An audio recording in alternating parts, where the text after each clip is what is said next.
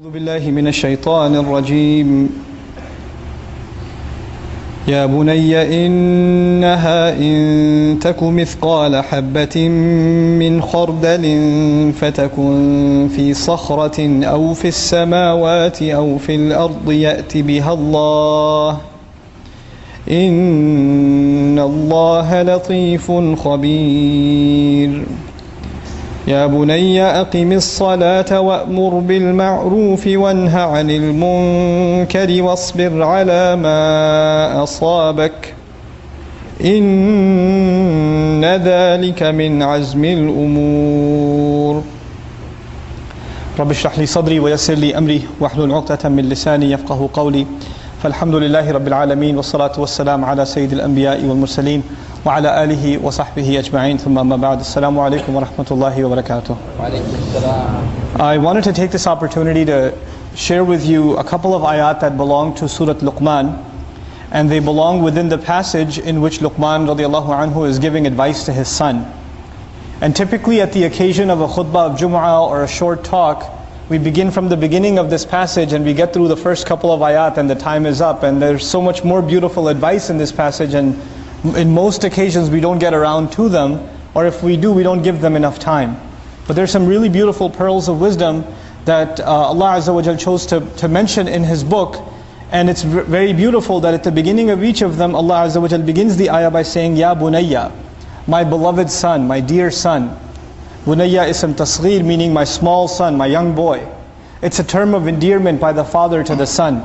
In other words, Allah wants to highlight before, there's one thing that the father is teaching his son, but it's another that he goes out of his way to show love before he even teaches him.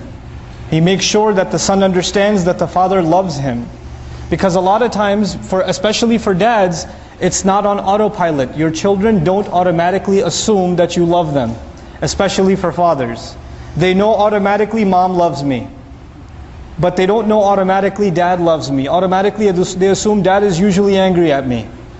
So dad has to go out of his way to say, son, I love you. Then start the advice. He can't just start the advice. And this is, you guys have experienced this in life, maybe with your own fathers and your own children. Every time you try to give them advice, oh, here we go again. It's because, and when the mother just puts her arm around you, or sits you down and says, come sit here next to me, and then she gives you just listen, because it's mom. You just melt. So the father has to go out of his way to make sure the son listens. And this father, subhanAllah, the advice he gave, he just wants his son to think about something.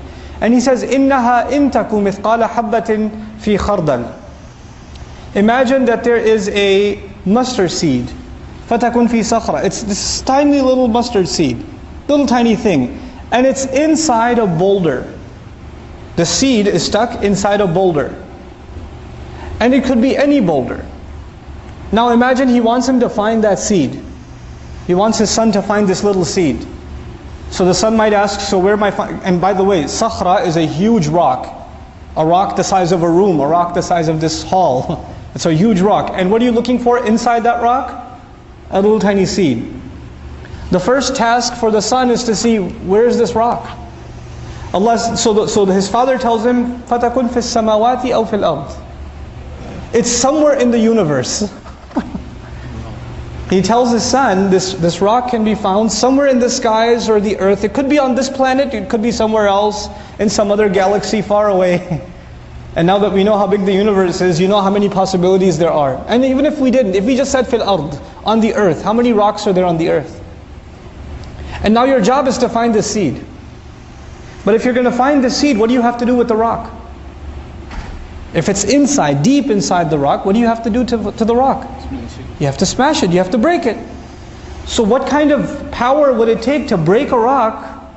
And even if you break the rock, let's say you have the technology, you broke the rock. You found the right rock, which is almost impossible, and then you broke it, and you broke it into two halves.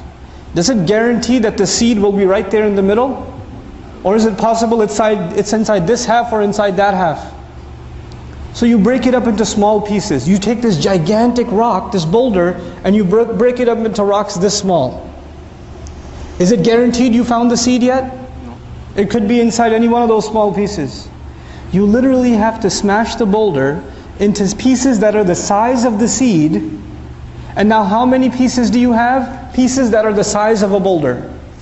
Because if you break it up, it's still that size. And within those billions of little tiny specks, what do you have to find? A seed. In other words, the father is telling his son, there's a secret. And this secret is hidden on top of hidden and top of hidden. And it's so well hidden that it's impossible even in your imagination to discover it. إِنَّهَا إِن تَكُ مِثْقَالَ حَبَّةٍ مِّنْ خَرْدَلٍ made of Urdu mein kehte hain rai ka dana, mustard seed. فَتَكُنْ فِي صَخْرَةٍ أَوْ فِي السَّمَاوَاتِ أَوْ فِي الْأَرْضِ يَأْتِ بِهَا اللَّهُ. Allah will bring it out. Allah will bring that seed, and ya'ti, interestingly enough in the Arabic language, as opposed to yaji' bihillah. Ja'a in Arabic means to bring something with some effort. Some big thing, a major project, ja'a. Something that's casual, easy, ya'ti. No problem, Allah will just bring it out. Allah will pull it out. Ya'ti bihallah. Inna Allaha latifun khabir.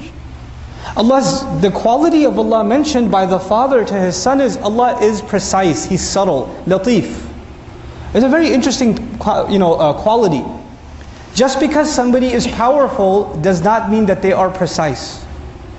Does not mean that they're precise. You have the power to break the rock, but you don't have the precision to find that little seed. So power itself is empty, it's pointless without precision. That's why Allah's power is coupled with His precision, His latif. So Allah describes, for example, when water falls. When water falls, every drip, every drop of water, asaba, He targets it like an arrow is shot. Like Allah knows where every drop is going to fall precisely. Precisely. When the nation of Lut is destroyed, for example, Lut alayhi salam, Allah describes that the rocks, musawwamatan, they were named. Every little pebble that fell from the sky had the name, who's this bullet written for? And where's it going to shoot him? Talk about precise sniper fire. It's coming from the sky with a name on it. It's got engraving on it, this is meant for that guy and it's going to kill him in this way. Subhanallah. That's precision of Allah. So He says latif and then khabir. Khabir meaning Allah is not only is He precise, Allah is fully knowledgeable, fully aware. He's telling his son this so the son appreciates how powerful Allah is. And the son has a new appreciation when you know how you tell your children, hey kids, remember, I'm going over there, but Allah is watching. Allah is watching, and the kid goes, yeah, I know Allah is watching, yeah, I know. I got it, Allah is watching. He wants his son to appreciate, what does it mean Allah is watching? What does it mean there's nothing secret to Allah? So he wants to give him a very powerful example. What we're learning here also is that the father goes out of his way, he thinks, how can I teach my son this lesson?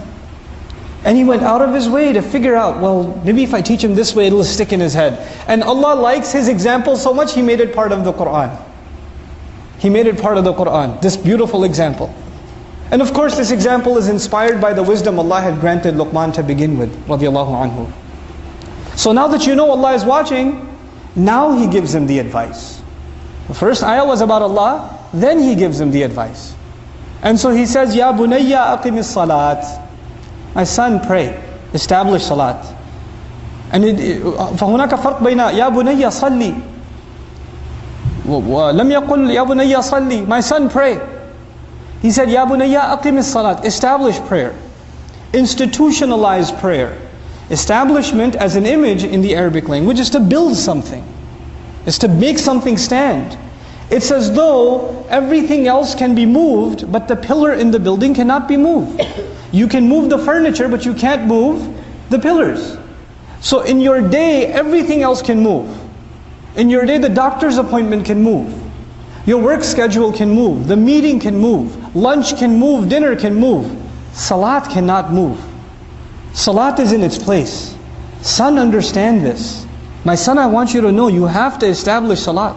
أقم الصلاة وأمر بالمعروف وانهى عن المنكر واصبر على ما أصابك. I'll leave you with this. Once you establish salat, once you understand what it means to make time for Allah no matter what, then there are going to be some effects of salat on your personality. And these effects are not just inside salat, these effects are also outside salat. If Allah will bring out even a seed on Judgment Day, which means Allah will bring justice on Judgment Day, not even a seed will escape. If that's the point, then a Muslim becomes very concerned with justice. And every single salat reminds the Muslim that the day of justice is coming, and a Muslim has to be fair in his life and her life, and a Muslim has to make sure people around them are doing the right thing. So a natural consequence of salat, of really establishing salat, وَأْمُرْ بِالْمَعْرُوفِ وَانْهَى عَنِ الْمُنْكَرِ. Make sure you encourage and instruct people and advise people to do the right thing. You made salat and you go back into the meeting at the office. And when you're at the meeting at the office, they're saying, our client, he's given us, seems like he's got a little extra money to spare, so we should bill him a couple of hundred extra hours even though we haven't done the work. They won't mind, they don't care. You just came out of salat, you say, no, we didn't do that work. We can't put that on the hours. We cannot sign off, I can't sign off on that. You're standing around in your meeting at work and people are making fun of an employee that's not there. You stand up, whether you like that employee or not, it's not right, he's not here. We shouldn't do this. And you say, what made you do that? Why are you talking like this? Why are you standing up for the guy? Because I pray. That's what prayer teaches me, to stand up for the right thing. I'm not going to stand by corruption anywhere else in my life. That's what it means to establish salat. So he's teaching his son, just because you pray, that's not enough. Just because you pray, that's not enough. And it's beautiful that Allah gave the example of a seed. What's supposed to come out of a seed? A plant.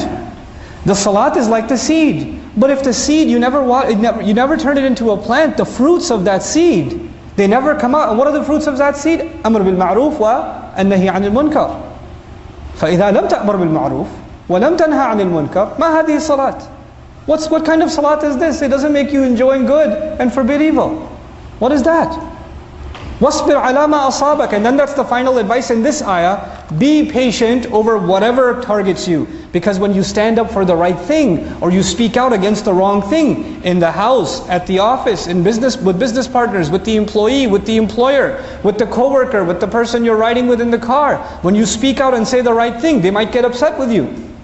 They might not like what you have to say. Nobody likes justice, let me tell you, around the world. You talk about justice, you get in trouble.